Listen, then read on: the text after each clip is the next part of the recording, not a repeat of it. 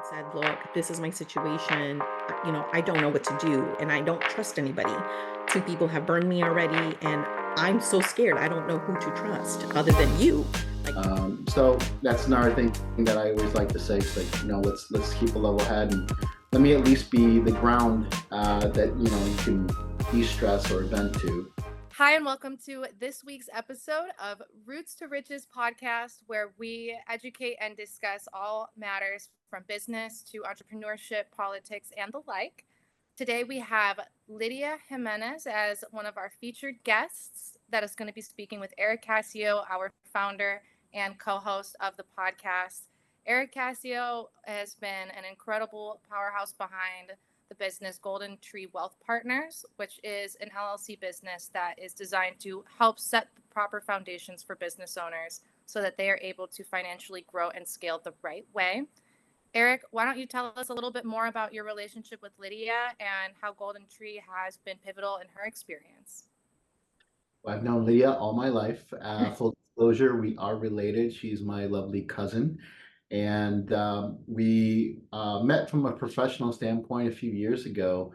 We had a big circumstance and crazy story that Lydia has. And that's mhm, how we got together professionally and how we both kind of navigated out of a big mess. And mhm. Lydia is the former owner of Growing Enrichment Center, located in St. Petersburg, Florida. She's no longer the operator there. We had a successful sale, and I wanted to introduce you guys to Lydia. Lydia, if you can shed some light on what this crazy story and madness that you got yourself into when we first Yes. working together. I established the business back in 2007. My business partner was my late husband, Ben Jimenez. He was the CPA for our company, and then I pretty much ran the business on a daily basis. It was Monday through Friday, childcare center, a little over 100 children that we had. Wow. It was a full service center. We had a chef. We had two school buses that we operated. Very successful. Unfortunately, he unexpectedly passed away in 2018. And To hear that. um, thank you. As 2018 was, and it was the beginning of January, actually. So we were in the middle of, on the verge of getting accredited, renewing our accreditation for our school, and taxes and all that jazzy stuff, all that financial stuff that I don't do, that I'm not an expert in. That was his piece of the puzzle, his piece of the business. Mhm. So I found myself kind of lost, not knowing what to do. And before I hired Erik, I went through like two CPAs, which unfortunately have taken advantage of me being a Latin woman running a business on her own. And so the second was the last straw, which happens to be a person very close to me. So I reached out to Erik on a professional level and said, look, this is my situation. I don't know what to do and I don't trust anybody. Two people have burned me already and I'm so scared. I don't know who to trust other than you, like to guide me along. We happen to have graduated from the same university in Chicago, which was DePaul University. So I knew that, I had a lot of faith in what he was going to tell me. So we did. That's how he came into my life professionally and guided me. I told him, and my end result was for my late husband and I was to sell the business in a couple of years. So at that point, I'm going to try to run it as best as I can, but I needed some help. And I trusted him. I trusted him wholeheartedly to help me along this process. So he did. He got him and his team together and helped me through navigating all that financial mess I was left with, and really brought me comfort and peace and knowing that he wasn't going to take advantage of me. So I think I had the upper hand, that he was family that I can trust and was going to guide me. And if he didn't know, he was very honest, would guide me in a different direction. But the end result was selling the business, which I did successfully 2 years ago. So highly recommend Erik. Honest, forthcoming, has a huge network connection, which was very helpful to me. Yeah. We saw What? also, Lydia, that there was, during this time, there was a lot of things where you found out there might have been some hidden things or so Mm, we had to navigate through. Unfortunately, probate was another issue. yeah, Um, that whole process, and we tried to figure that out as quickly as possible to get those assets transferred over to you and being able to sustain. Now, we did also navigate our way together during the pandemic. oh my gosh, yes, how can I forget that? Yeah, on top of that, Shortly after, yeah, after shortly all this after time, we navigated through probate, here comes the pandemic and yes, potential shutdown. And working with kids, Lydia, you know this best. You know, the second anyone gets sick is the second things start to turn crazy yes, during the pandemic. If you can kind of elaborate the struggles of wow. managing a daycare during the pandemic, I'd imagine that's crazy. Erik, before we move forward, Lydia, before we move forward, just for our audience members who may not be fully following up until this point, can you guys explain a little bit more in detail what it means to deal with being in probate and how that related to your situation? Because I feel that's something that people would benefit from understanding on a little bit of a deeper level. Sure. Um, I sought advice through Erik and not realizing I did have to do probate because in the state of Florida, are different state to state. In the state of Florida, even though I was married to my husband for many, many years, some of our things were sort of separate. So, either the business was in my name, not in his, or, he had a certain percentage of it, but I still had to separate him from that now that he passed. Like it's very sensitive, time sensitive. And so literally Erik had to guide me with that. So of course the financial was a huge piece, which he really hands-on helped me with that process because I could not miss a deadline. It was very time sensitive. Also, making sure like whatever assets we had, because we had homes, we had cars, helping me guide through that. Even though again, even though we're married, we still had legal processes to follow as far as the probate. And everything was time sensitive and time consuming. So imagine having to run a business. I'm running it 12 hours a day. And then in the back burner, I'm having to deal with the financial aspect, but not only the financial, then now the probate. So Erik was integral part of helping me with the legal standpoint and the financial standpoint. So definitely was a huge asset to me to be able to comfortably run the business on a daily basis and still make an income because this was my sole income to provide for my children and I. Right. And it sounds like a massive headache to be dealing with Oh, the personal legal matters on top of your professional business matters on a day-to-day basis. absolutely. Absolutely. Sleepless nights. Oh, I can only imagine.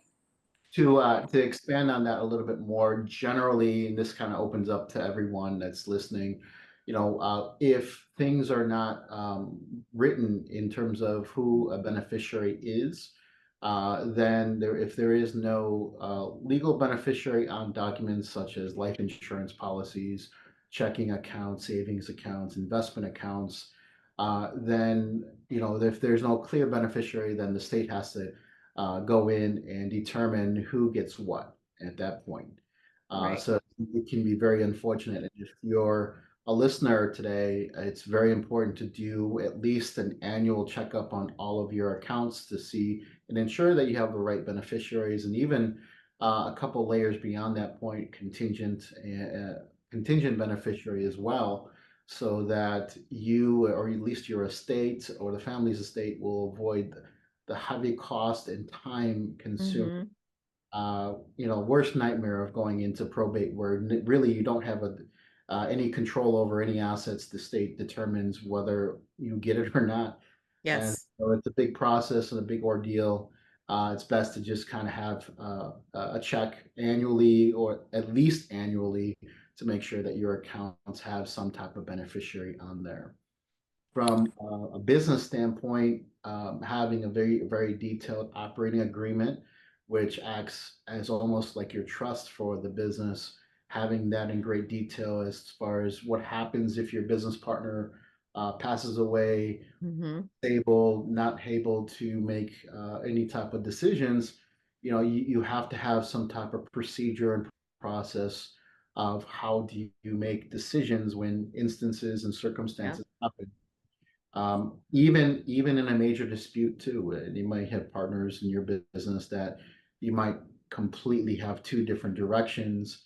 What's the process and who has the overriding authority to make that decision within your business? So all of this stuff is very foundational work that we help all of our clients. And unfortunately, we were a little late with Lydia, but we got a good chance to work together and resolve a lot of those issues.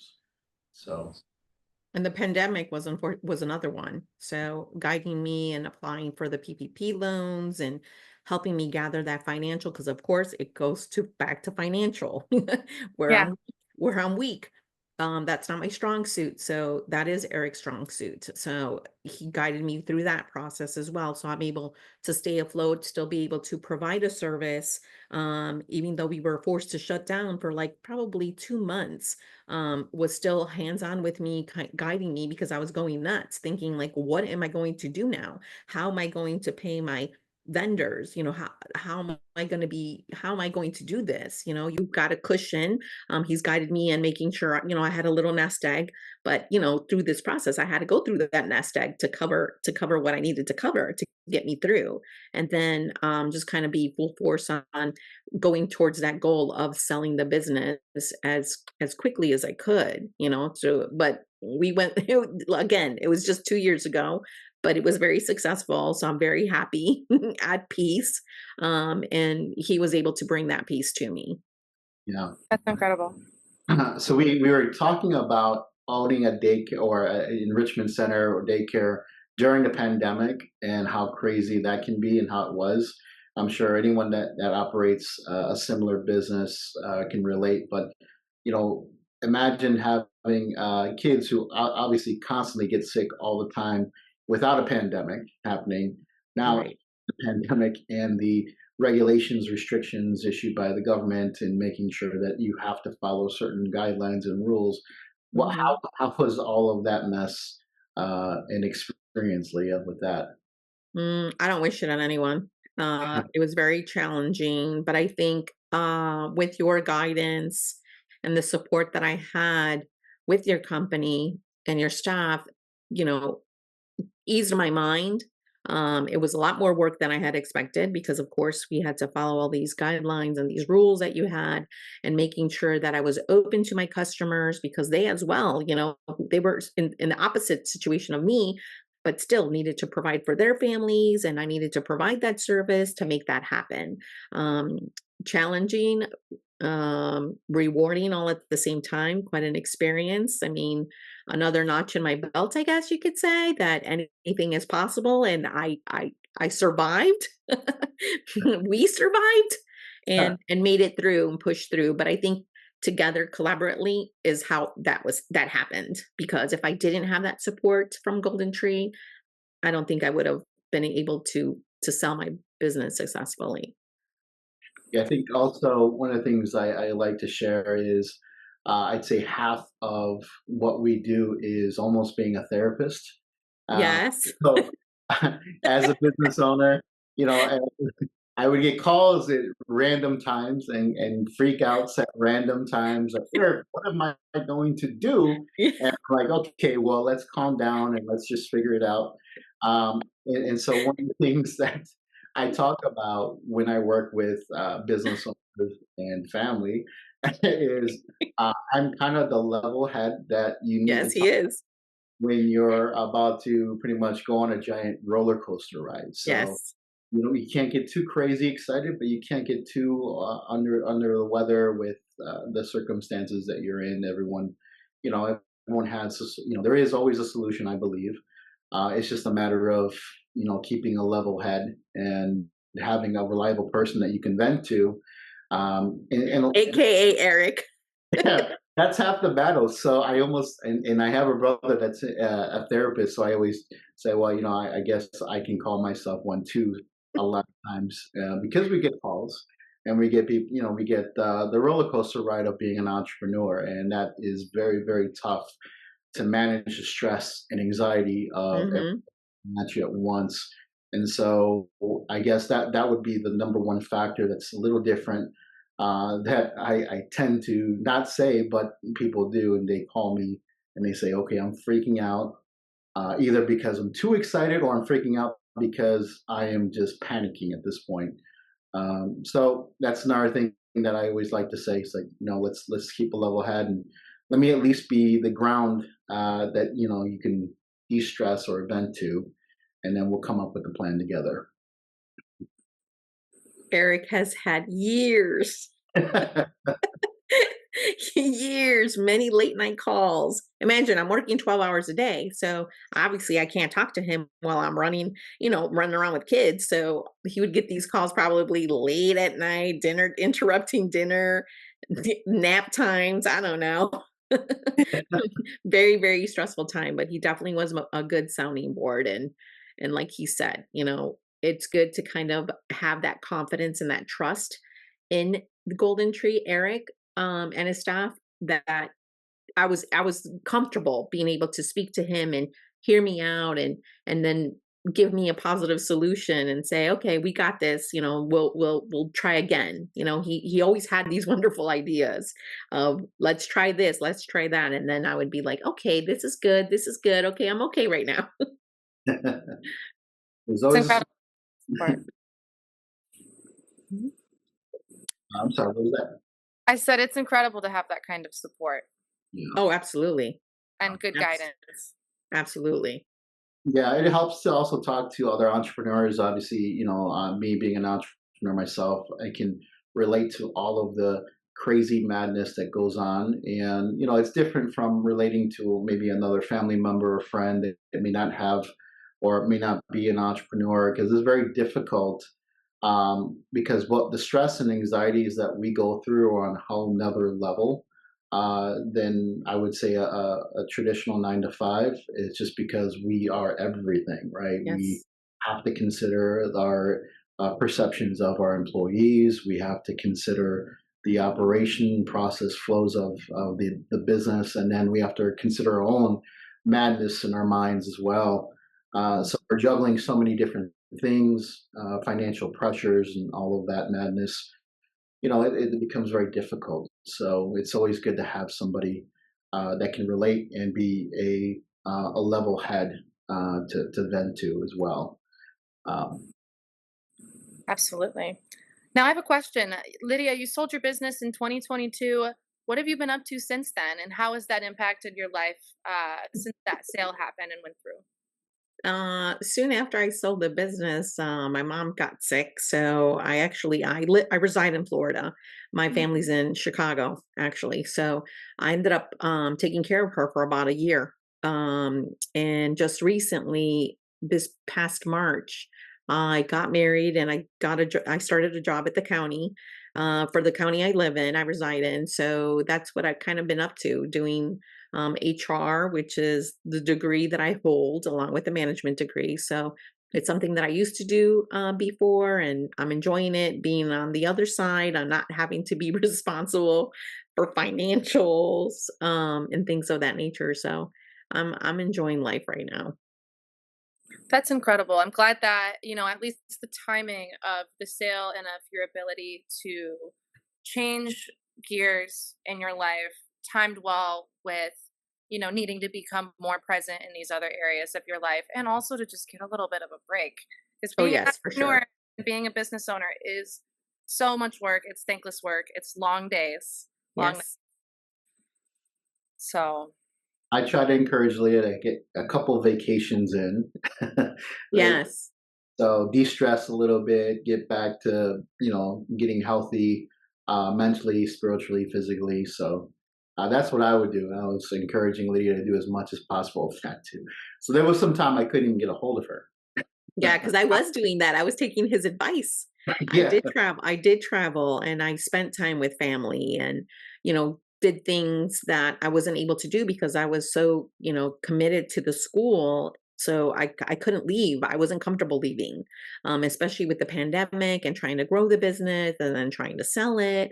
That wasn't good timing. So I took advantage of that in the last 2 years of, taking that time to do that. So I was ready. I was ready to go back and, serve my community in the sense of the county that I live in. So I'm happy. I'm at peace. I'm at peace.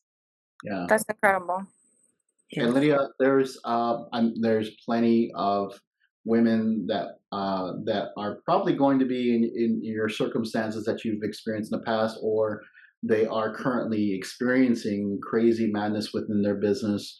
I guess from the experience that you've had running your own business, what are some of the things that you can probably advise other women like yourself running their business and going through madness and crazy circumstances?